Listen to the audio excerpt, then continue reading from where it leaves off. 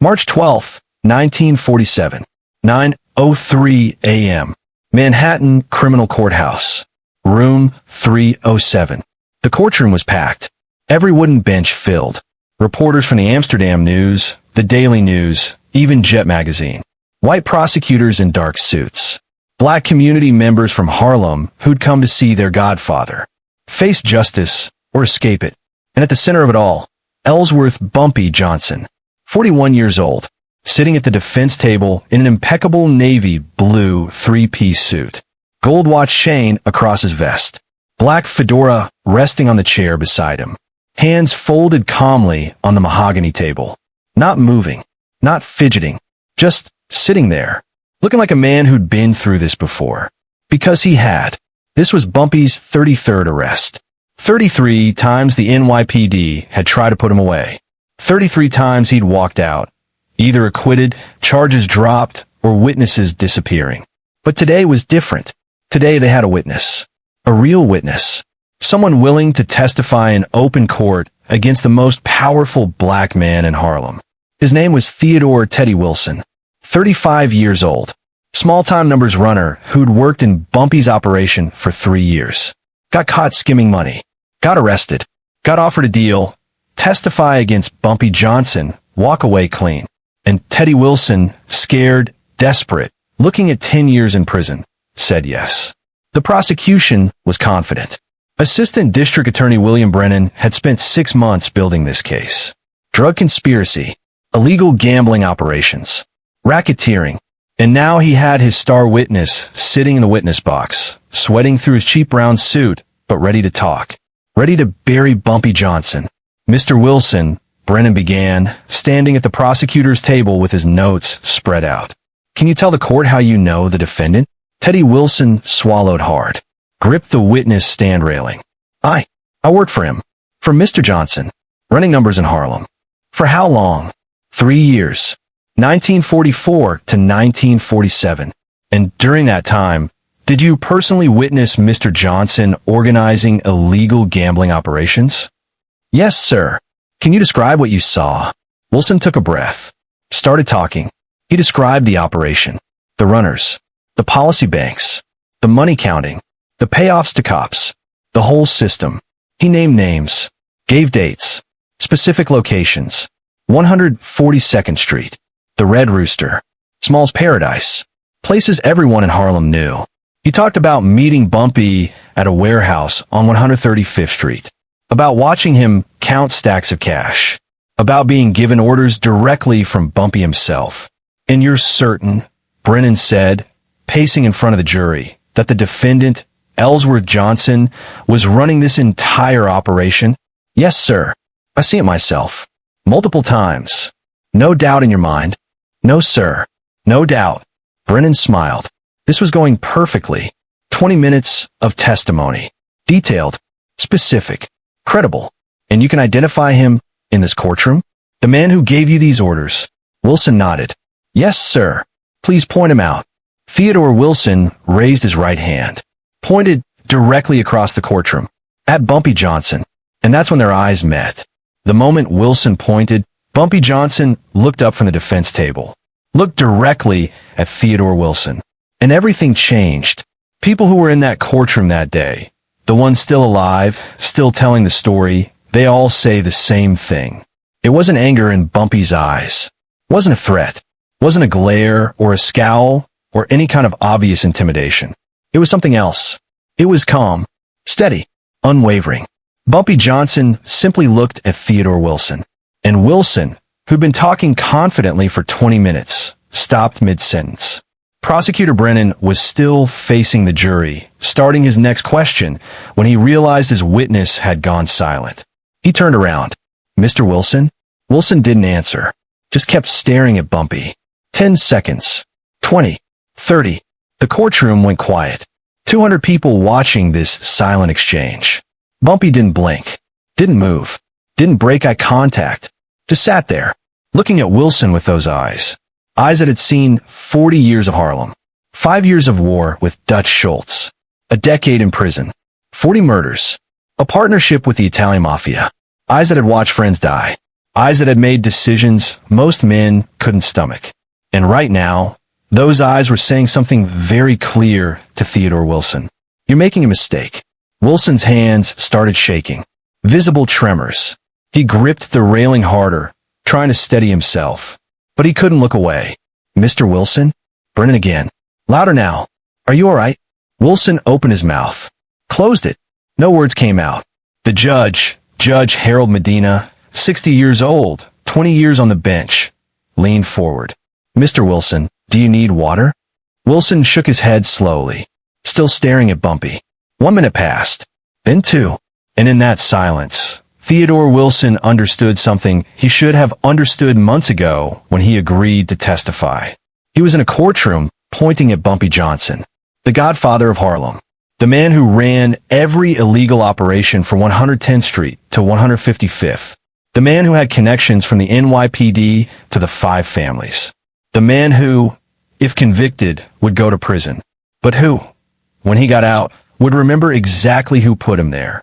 Wilson's mouth went dry, because he realized testifying against Bumpy Johnson wasn't just about today. It was about tomorrow, next week, next month, next year. It was about living with that decision every single day for the rest of his life. Mr. Wilson, Judge Medina said, his voice sharp now, you need to answer the prosecutor's questions. Wilson blinked, looked down at his hands. They were shaking so badly he couldn't hide it anymore. I need a minute. Brennan stepped closer to the witness box. Mr. Wilson, are you changing your testimony? Silence. Mr. Wilson? Wilson looked up, not at the prosecutor, but at Bumpy again. Bumpy's expression hadn't changed. Still calm, still steady, still looking directly at him. Not threatening, not speaking, just present. And in that moment, Wilson made a decision. I made a mistake. The courtroom exploded. Gasps, shouts, people standing up, reporters scribbling furiously. Judge Medina banged his gavel. Order, order in the court. Brennan stared at Wilson like he couldn't believe what he was hearing. Excuse me, I said I made a mistake. Wilson's voice was shaking now. About the identification. You just identified him 2 minutes ago. I know, but I'm not sure anymore. The prosecutor's face went red. Your Honor, I request a recess to speak with my witness. Denied, Judge Medina said. His eyes were locked on Wilson. Mr. Wilson, are you recanting your testimony? Wilson looked down, nodded. I need a verbal answer. Yes. Barely a whisper. Yes, I'm recanting. On what grounds? I was mistaken. About the identification.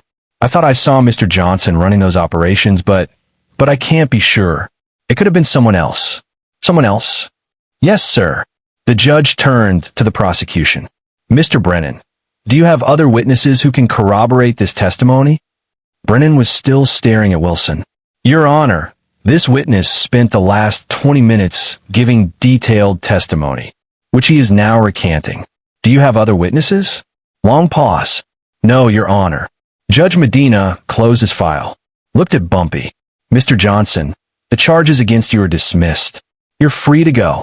Bumpy stood slowly, buttoned his suit jacket, picked up his fedora, and as he walked past the witness box, past Theodore Wilson, who was sitting there trembling, Bumpy finally spoke. One word. Quiet. Almost gentle. But everyone in the courtroom heard it. Smart. That's all he said. Then he walked out. Outside the courthouse, Bumpy Johnson walked down the marble steps into the March afternoon. His lawyer, Percy Sutton, one of the best civil rights attorneys in New York, was beside him. Reporters swarmed. Mr. Johnson, did you threaten the witness? Bumpy stopped, looked at the reporter, smiled slightly. I didn't say a word. And he hadn't. That was the thing. That was what made it so remarkable. Bumpy Johnson had made a witness recant his testimony without threatening him, without speaking to him, without doing anything except looking at him. That's reputation. That's power. Not what you do, but what people think you might do. Back in the courtroom, Theodore Wilson sat in the witness box for another 10 minutes before anyone came to get him. The prosecutor wanted to charge him with perjury, for lying under oath. But which testimony was the lie? The first one, where he identified Bumpy, or the second one, where he recanted? They couldn't prove either way. So Wilson walked. But he didn't walk far. Within a week, Theodore Wilson had left New York. Some say he went to Philadelphia. Others say Detroit. A few claimed he went all the way to Los Angeles. Wherever he went, he never came back to Harlem. Because even though he'd recanted, even though Bumpy had walked free, Wilson knew he'd crossed a line. He'd stood up in court and pointed at Bumpy Johnson. And you don't come back from that. Not in Harlem. But here's the thing people outside Harlem didn't understand. March 12, 1947 wasn't unique. This was the 33rd time Bumpy Johnson had been arrested. And it was the 33rd time he'd walked away. Over his 40-year career, Bumpy would be arrested more than 40 times. Drug charges, gambling charges, assault, racketeering, murder. And almost every time the same thing happened. Witnesses disappeared, or changed their stories, or suddenly couldn't remember what they'd seen. Not because Bumpy threatened them, but because they looked at him and understood, really understood, what testifying against him would mean. One former Harlem detective, speaking anonymously in 1965, said, Johnson had this thing about him, this presence. You'd bring in a witness, they'd be ready to talk, and then Johnson would walk into the room, and they'd just shut down. Not out of fear, or not just fear. It was like they suddenly saw the whole picture, saw what their life would be like after testifying, and they couldn't go through with it. That's psychological warfare. That's understanding human nature so deeply that you don't need to threaten. You just need to make people think. From 1931 to 1935, Bumpy Johnson and Stephanie St. Clair waged war against Dutch Schultz. Schultz was a white mobster from the Bronx who wanted control of Harlem's numbers rackets. He sent men into Harlem, tried to muscle out St. Clair and Bumpy. Bad decision. Over 5 years, more than 40 people died. Murders, kidnappings, bombings. Bumpy and his crew of 9 men, all black, all from Harlem, waged guerrilla warfare. They knew the streets, knew the buildings, knew every alley and rooftop. Schultz's men, white guys from the Bronx, stuck out like sore thumbs in Harlem during the day. Easy targets. Bumpy would hit them when they least expected it. Outside restaurants, walking to their cars, in broad daylight. And he did it with precision. Military precision. By 1935, Dutch Schultz was desperate.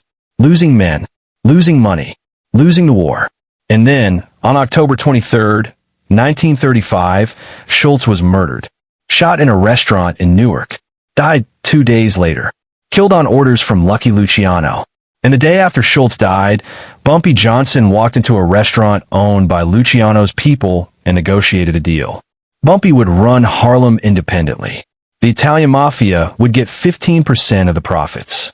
But Harlem belonged to Bumpy. The deal lasted 40 years. Until the day Bumpy died. So when Theodore Wilson sat in that witness box on March 12, 1947, and looked into Bumpy Johnson's eyes, he wasn't just looking at a defendant. He was looking at a man who'd survived 5 years of war with the mob. A man who'd negotiated with Lucky Luciano as an equal. A man who'd been arrested 32 times and walked away every single time. A man who had connections to everyone from the NYPD to the 5 families. A man who controlled every illegal operation in Harlem. And Wilson understood, if I testify, if I help convict him, he's going to prison. But when he gets out, in 5 years, 10 years, whenever, he's going to remember. And I'm going to have to live with that. Every day, for the rest of my life. Looking over my shoulder. Wondering when he'll come for me. Or worse, wondering when someone he sends will come for me. Because that's how it worked in Harlem. That's how it always worked. March 1947 wasn't the only time. August 1949. A witness named Robert Bobby Green was set to testify against Bumpy on extortion charges. Green had worked as a bartender at the Red Rooster and claimed Bumpy had forced him to pay protection money. Day of trial, Green took the stand. Bumpy walked into the courtroom. Their eyes met. Green recanted. Said he was mistaken. Case dismissed. April 1950. A numbers runner named Curtis Hawkins claimed Bumpy had assaulted him over a debt. Hawkins showed up to court with a black eye and broken ribs. Bumpy sat at the defense table. Looked at Hawkins. Hawkins changed his story. Said he got into a bar fight. Bumpy had nothing to do with it. Case dismissed. November 1951. This was the big one. drug conspiracy, federal charges. The government brought in 3 witnesses, all prepared to testify about Bumpy's heroin operation. This time, the prosecutors learned from past mistakes. They brought in federal witnesses, people from outside Harlem, people who didn't live in the neighborhood, people who'd been relocated, given new identities, promised protection. And this time it worked. The witnesses testified. Bumpy was convicted. 15 years. Alcatraz. He served 11. But here's what people don't talk about. The cost of that reputation. Because while Bumpy's ability to intimidate witnesses kept him out of prison for decades, it also isolated him. People feared him too much to be honest with him, to tell him the truth, to treat him like a normal person. His wife, Mamie Hatcher, who married Bumpy in October 1948, just 6 months after meeting him, said in her 2008 biography, "Bumpy never knew if people respected him or just feared him, and I think that ate at him. He wanted to be more than just a man everyone was scared of." In his later years, that isolation grew. Friends became fewer. Allies became uncertain. The line between respect and fear became blurred. Bumpy felt it, especially after his release from Alcatraz in 1963. He came home to a hero's welcome. Thousands of people lined 125th Street to greet him. A spontaneous parade. But within months, he realized the Harlem he knew was gone. Drugs had flooded the neighborhood. Heroin, the same heroin he'd gone to prison for trafficking. The Italian mafia, his partners for nearly 30 years, had turned Harlem into an open-air drug market. And Bumpy, the man who'd protected Harlem for decades, who'd kept order, who'd made sure the community was taken care of, he couldn't stop it. People who knew Bumpy, really knew him, said he wasn't just a criminal. His childhood friend, Junie Bird, who was with him the night he died, said Bumpy had 2 sides. The street side, where he was tough and cold and didn't take nothing from nobody. But there was another side, the side that helped people. Bumpy was known for giving back to Harlem. Every Thanksgiving, he'd distribute free turkeys. Hundreds of them, to families who couldn't afford food. Every Christmas, he'd throw parties for the kids in the neighborhood. Gifts, food, entertainment. If someone was being evicted, Bumpy would show up and pay their rent. Tell the landlords to leave them alone. If kids weren't going to school, Bumpy would track them down and tell them, "Get your education. Don't end up like me." He mentored young men, not into crime, into legitimate careers. His friend Nat Pettigrew once said, "Bumpy always told us, I do what I do because I didn't have choices. But you have choices. Use them." That's the complexity of Bumpy Johnson. Yes, he was a criminal. Yes, he ran illegal operations. Yes, he was involved in violence. But he was also a man who cared about his community, who tried to protect it, who used his power, however he got it, to help people. In 1965, Bumpy staged a sit-down strike at a Harlem police station. The NYPD had been harassing black residents, stopping them for no reason, searching them, arresting them on trumped-up charges. Bumpy walked into the 32nd precinct and refused to leave until they stopped. He was arrested, charged with refusal to leave a police station. But in court, the judge acquitted him, said he had the right to protest.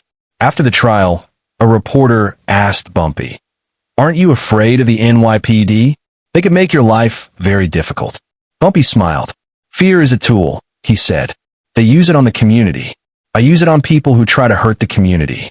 The difference is, my fear is based on respect. Theirs is based on power. But isn't that the same thing? No. Respect means people trust you to do the right thing. Power means people are afraid of what you'll do. I built my reputation on keeping my word, on protecting people, on making sure that if you came at me or my community, there would be consequences. That's not random violence. That's accountability. So you don't think fear is wrong? I think fear without purpose is wrong. Fear that comes from cruelty, from racism, from wanting to control people, that's wrong. But fear that comes from making it clear that you won't tolerate people hurting others, that's just setting boundaries. That interview ran in Jet magazine, February 1966. It's one of the few times Bumpy Johnson explained his philosophy on record. Of course, in 1951, Bumpy's reputation finally failed him. The federal government didn't care about his reputation in Harlem. They didn't care about witnesses who were afraid to testify. They brought in their own witnesses.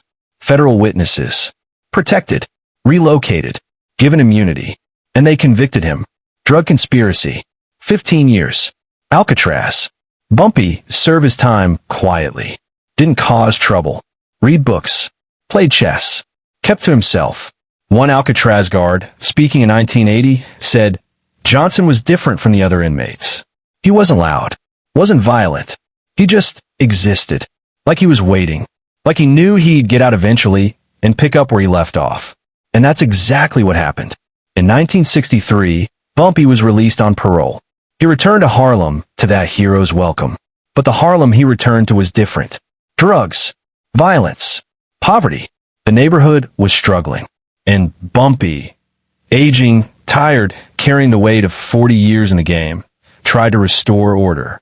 But it was too late. The mafia had too much control. The drugs had too much hold. The community was fracturing. And Bumpy couldn't stop it. From 1963 to 1968, Bumpy Johnson tried to hold on. He reconnected with old friends. Junie Bird, Nat Pettigrew, Sonny Chance. He spent time with his wife, Mamie. She'd waited for him through 11 years in Alcatraz. He tried to mentor young men, steer them away from drugs. But his power was waning. The new generation didn't fear him the way the old generation had. Young hustlers saw him as a relic. An old man, past his prime. And Bumpy felt it. One night in 1967, he was sitting at the Red Rooster with Junie Bird. Just the two of them. Late at night, Junie said, You could still leave, you know. Move somewhere else. Live quiet. Bumpy shook his head. I can't leave Harlem. This is home. I've given everything to this place. I'm not leaving now. Even if it costs you, it already has cost me. 30 years in and out of prison. Friends dead. Enemies everywhere. But I'm still here. And I'll be here until I'm not. 9 months later, Bumpy Johnson was dead. July 7th, 1968. 1:47 a.m. Wells Restaurant. Harlem. Bumpy Johnson was having a late-night meal. Fried chicken. Hominy grits. Coffee. He was with Junie Bird and a few other friends. Laughing. Telling stories. At 1:52 a.m., he clutched his chest. Heart attack. He collapsed into Junie's arms. Junie was screaming for help. Someone ran to call an ambulance. Bumpy opened his eyes briefly. Looked at Junie. Smiled. Then closed his eyes. He died before the ambulance arrived. Bumpy Johnson, the godfather of Harlem, dead at 62. His funeral was held at Abyssinian Baptist Church. Thousands attended. People lined the streets to pay their respects. Frank Lucas, who claimed to be Bumpy's protege, though Mamie Johnson disputed this, said, When Bumpy died, Harlem died with him. So back to that courtroom. March 12, 1947. When Theodore Wilson looked into Bumpy Johnson's eyes and recanted his testimony, he wasn't just afraid of violence. He was afraid of living the rest of his life knowing he'd betrayed someone who, despite being a criminal, was respected in Harlem. Someone who'd protected the community, who'd kept order, who'd made sure people were taken care of. Someone who, yes, ran illegal operations, but who also made sure kids stayed in school and families had food on Thanksgiving. Wilson saw all of that in that moment, and he couldn't go through with it. That's the power of reputation. That's the power of being more than just feared, of being respected. Theodore Wilson died in 1979, 32 years after he recanted his testimony. He'd been living in Los Angeles under a different name, working as a mechanic. Quiet life. On his deathbed, he told his son the story. About the day he almost put Bumpy Johnson in prison. His son asked, Did he ever come after you? Did he ever threaten you? Wilson shook his head. No, that's the thing. He never had to. I lived for 32 years looking over my shoulder, wondering if today would be the day. And he never came, never sent anyone, probably never even thought about me again. But I thought about him every single day. Why? Because I learned something in that courtroom. I learned that some people are more powerful than the law. Not because they're above it, but because they understand something the law doesn't, that the real punishment isn't prison. It's living with fear. And by testifying, I would have sentenced myself to a life of fear. So I chose not to. And even though I ran, even though I changed my name, I still lived with that fear. Because I pointed at him. Even for a moment, I pointed. And you don't forget that. Wilson died that night, still carrying the weight of a decision he made 32 years earlier. That's the power of Bumpy Johnson's reputation. The story of Theodore Wilson and all the other witnesses who recanted tells us something important about power. Real power isn't about violence. It's not about weapons or muscle or intimidation. Real power is about understanding human psychology. Bumpy Johnson understood that if he made people imagine what he might do, their imagination would be more powerful than anything he could actually do. Because what you imagine is always worse than reality. A threat is specific. You can prepare for it. You can defend against it. But uncertainty, possibility, the unknown, that's terrifying. And Bumpy mastered that. He didn't threaten Theodore Wilson. He didn't say a word. He just looked at him and let Wilson's own mind do the rest. That's genius-level psychological warfare. Today, if you visit the Manhattan Criminal Courthouse, you can still find room 307. It's been renovated, modernized, digital screens instead of chalkboards, comfortable chairs instead of hard wooden benches. But it's the same room, and old court clerks, the ones who've been there for decades, still tell the story. About March 12, 1947. About the witness who recanted after 90 seconds of silence. About Bumpy Johnson walking out a free man. They say sometimes on quiet afternoons, you can still feel the weight of that moment. The moment when one man's reputation was stronger than the law itself. If this story made you see power differently, hit that like button. Subscribe. Turn on notifications. Drop a comment. What would you have done in Theodore Wilson's position? Would fear have made you change your testimony? Or would you have stood by the truth regardless of consequences? Let me know.